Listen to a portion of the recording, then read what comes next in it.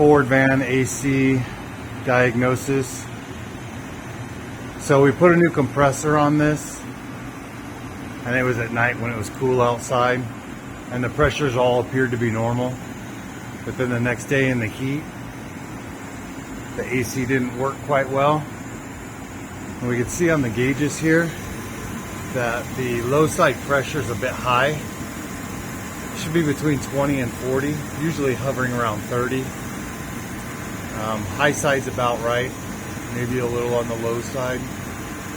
I would expect it to be more around 250 with the temperatures right now. It's usually a sign of bad orifice tubes, or orifice tube, depending on if you have one or two. This van has two. The orifice tubes are located inside these hoses. One that goes to the front AC and then one that goes to the rear. And I can feel it. You can't really see it on camera, but there's this line back here, right here. The orifice tube's inside that. And it goes from hot on one side, high pressure, to low pressure and cold on the other side. And this should be ice cold over here and dripping usually with condensation. And I could touch it with my finger and it's cool, but it's not ice cold. So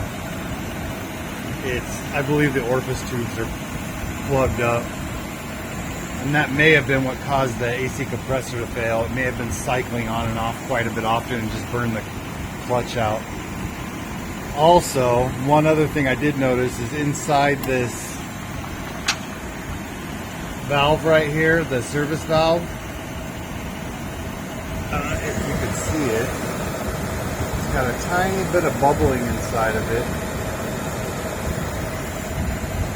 with the cap off, which means there's a tiny little leak on that, but that's not a big deal. When I take the Freon back out of the system, I can replace that valve. So we need to do 2 orifice tubes, and then the blower motor resistor inside the cabin for the high-low setting on the where it only works on high.